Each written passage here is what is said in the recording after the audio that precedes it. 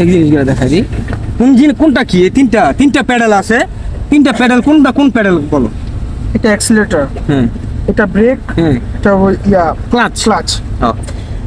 ক্লাচের কাজই হইতেছে তোমার শক্তিটারে, এক কথা আমি যদি সহজ বাংলায় বলতে চাই, তোমার ইঞ্জিনের শক্তিটারে চাক্কা থেকে বিচ্ছিন্ন করে দেয় ক্লাচ। ক্লাচ বিচ্ছিন্ন কিভাবে করে? ক্লাচে তোমার চাপ দেয়, প্রেসার প্লেট আছে। তুমি যখন ক্লাচের মধ্যে পাড়া দাও না, তখন প্রেসার প্লেট গিয়া ক্লাচের মধ্যে চাপ লাগে মতো নয়।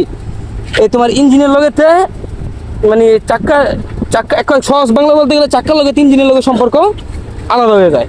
এই কারণে গিয়ার ফেলাইতে সহজ হয়, মানে এক কথা গিয়ার বক্সেতে আলাদা হয়ে যায়, সব কিছু আলাদা হয়ে যায়। আরেকটা জিনিস আমি যদি আপনাদেরকে বলি, আসলে প্যাডেলে পা রাখবেন কিভাবে।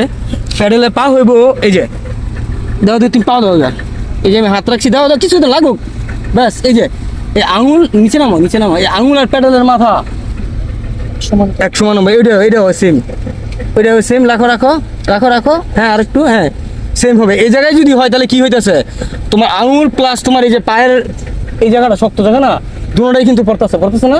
আর তুমি যদি শুধু আঙুল রাখো এই যেন এমনি, তখন মাঝে মাঝে ব্রেক করবার মতো পাও ব্যাক হয়ে যাবো, ব্রেক সময় মতো লাগবে না। আর ওইটার মধ্যে একই অবস্থা, দাও সেম ভাবে, হ্যাঁ গুড। সবসময় এমনি পা রাখবা, নাও। এটা খেয়াল রাখবে তোমার সহজ হবে।